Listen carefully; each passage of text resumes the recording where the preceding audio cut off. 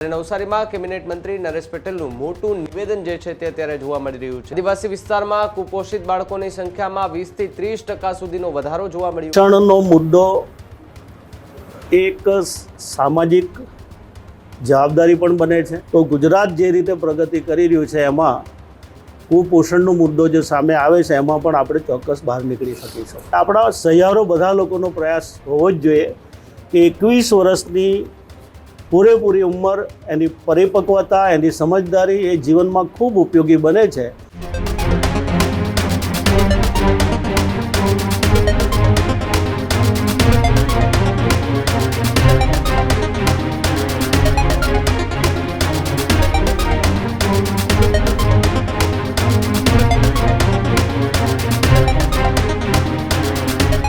સમાચારોમાં આગળ વાત નવસારીની કરીએ તો નવસારીમાં એક કાર્યક્રમ દરમિયાન કેબિનેટ મંત્રી નરેશ પટેલનું એક નિવેદન સામે આવ્યું છે કે જેમાં અંબાજીથી ઉમરગામ સુધી કુપોષણનો મુદ્દો જે છે તે તેમણે વાત કરી છે કે કુપોષણના કેસ ખૂબ વધી રહ્યા છે।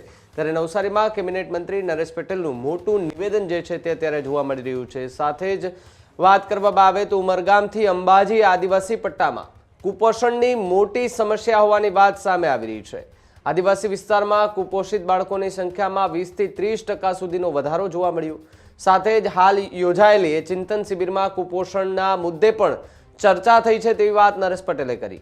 ચિંતન શિબિરમાં કુપોષણના મુદ્દે ગહન ચિંતાનો એ વિષય જે છે તે બન્યો છે તેવી વાત નરેશ પટેલે કરી છે। કુપોષણને નાથવા એ કેબિનેટ મંત્રી દીકરીને 21 વર્ષે જ લગ્ન કરાવી એવી વાત જે છે તે કરવામાં આવી રહ્યું છે। વલસાડ જિલ્લામાં 18,000 બાળકો કુપોષિત હોવાનો આંકડો જે છે તે નરેશ પટેલે કહ્યો છે। સહિયારા પ્રયાસોથી કુપોષણને દૂર કરી શકાશે તેવી વાત નરેશ પટેલે કાર્યક્રમમાં કરી છે। ત્યારે કેબિનેટ મંત્રી નરેશ પટેલનું આ મોટું નિવેદન જે છે તે ત્યારે જોવા મળી રહ્યું છે।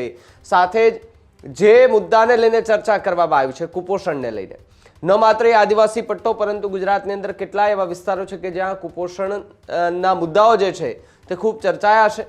કુપોષણ જેવી બીમારી જે છે તે અલગ અલગ વિસ્તારોમાં પણ જોવા મળી રહી છે, અલગ અલગ બાળકોમાં જોવા મળી રહી છે। સાથે જ એ સારવાર પણ એમની થઈ રહી છે, પરંતુ એની વચ્ચે જે આંકડાઓ જે અંબાજીથી ઉમરગામ સુધીના કહેવામાં આવે છે કે 18,000 જેટલા બાળકો કુપોષિત છે, તો પછી આ એક ગંભીર સમસ્યા કદાચ આવનાર સમયમાં ઊભી થઈ શકે અને એને નાથવા માટે અને એ વાતને સામે જે બીમારી છે એ બીમારી સામે લડવા માટે કેબિનેટ મંત્રીએ કહ્યું છે કે અમે આના પર પણ ચર્ચા કરીએ છીએ। ત્યારે જે ચિંતન શિબિર યોજાઈ હતી, આ ચિંતન શિબિરની અંદર પણ અમે આ જ પ્રકારની ચર્ચા કરી છે કે કુપોષણને કેવી રીતે ડામવું, કેવી રીતે એમની સારવાર કરવી ને વહેલામાં વહેલી તકે એ ગરીબ મધ્યમ પરિવાર હોય કે પછી કોઈ પૈસાદાર પરિવાર હોય, જો કોઈને પણ કુપોષણયુક્ત બાળકો હોય અથવા તેવી બીમારી હોય તો પછી એમને ઈલાજ કેવી રીતે કરાવવો, ક્યાં કરાવવો, એને લઈને હાલ ચર્ચાઓ જે છે તે ચાલી છે। ત્યારે કાર્યક્રમની અંદર નરેશ પટેલ કે જે કેબિનેટ મંત્રી છે ને તેમણે આ વાત એ સ્વીકારી છે કે 18,000 જેટલા આંકડાઓ જે સામે આવી રહ્યા છે એ કુપોષણની બીમારીથી પીડાતા એ બાળકો છે અને એ માત્ર આદિવાસી પટ્ટો એટલો છે, બાકી તમે સૌરાષ્ટ્રમાં જોવું, તમે ઉત્તર ગુજરાતની અંદર જઈએ તો આ બધા જમાં અલગ અલગ વિસ્તારોમાં ફરીએ તો આપણને એ આંકડાઓ થોડાક વધારે અને સતત એ આંખે આવતા દેખાઈ આવે છે। ત્યારે આ કુપોષણની વાત સામે આવી રહી છે, કુપોષણનો મુદ્દો ફરી એકવાર એ ચર્ચાયો છે। ત્યારે હવે નરેશ પટેલે એવું કહ્યું છે કે જ્યારે ચિંતન શિબિર યોજાઈ હતી તે દરમિયાન અમે આ મુદ્દે પણ ચર્ચા કરી છે। ત્યારે આ કાર્યક્રમમાં કુપોષણની વાતને લઈને નરેશ પટેલે શું નિવેદન આપ્યું એમને સાંભળી। ભવિષ્ય બનાવવા માટે જે રીતેનો સંસ્થા અને શિક્ષકોની જે મહેનત છે એને હું ફરીવાર અભિનંદન આપું છું। કુપોષણનો મુદ્દો એક સામાજિક જવાબદારી પણ બને છે।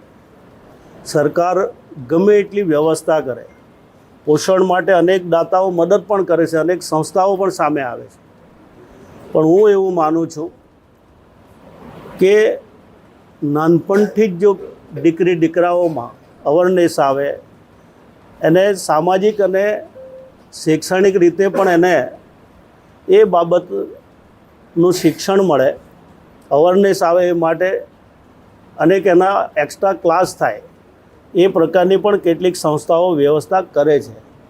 હું આશા રાખું છું કે આવનારા દિવસોમાં એ પૂરા ગુજરાત માટે ખૂબ મોટી જવાબદારીનું કામ છે। વાલીઓ, સંસ્થાઓ, શૈક્ષણિક સંસ્થાઓ, અનેક લોકોનો સહિયારો પ્રયાસ હશે તો ગુજરાત જે રીતે પ્રગતિ કરી રહ્યું છે એમાં કુપોષણનો મુદ્દો જે સામે આવે છે એમાં પણ આપણે ચોક્કસ બહાર નીકળી શકીશું. દીકરીઓની ઉંમર 21 વર્ષ 100% દરેક લોકોએ વિચારવું જ જોઈએ કે 21 વર્ષની ઉંમર દીકરા દીકરીની હશે તો મને લાગે ત્યાં સુધી સમાજ માટે પણ ચિંતાનો વિષય નહીં હશે. 21 વર્ષની ઉંમર એવી હોય છે કે કોઈ પણ દીકરા દીકરી એ પોસ્ટ ગ્રેજ્યુએશન મેળવવા સુધીનો જ્યારે સંકલ્પ કરતી હોય છે તો મને લાગે આ ઉંમર સુધીમાં એનું ભણવાનું પણ પૂરું થાય છે. અને જ્યારે એક સામાજિક જવાબદારીમાં 21 વર્ષની ઉંમર પછી એ જોડાતા હોય છે એવા સમયે એને બિલકુલ કોઈ પણ પ્રકારનો પ્રોબ્લેમ થતો નથી. એટલા માટે દરેક લોકોએ, હું તો આપના મીડિયાને પણ કહું છું કે આપણા સહિયારો બધા લોકોનો પ્રયાસ હોવો જ જોઈએ કે 21 વર્ષની પૂરેપૂરી ઉંમર, એની પરિપક્વતા, એની સમજદારી એ જીવનમાં ખૂબ ઉપયોગી બને છે. એટલા માટે આ સહિયારા પ્રયાસથી આ ચોક્કસ રીતે એમાં આપણે બધાએ પ્રયાસ કરવો જોઈએ. અને હું આશા રાખું છું, હું જ્યાં પણ જાઉં છું ત્યાં હું મારા સ્પીચની અંદર આ મુદ્દો હું લઈ લઉં છું. એટલા માટે એ સામાજિક જવાબદારી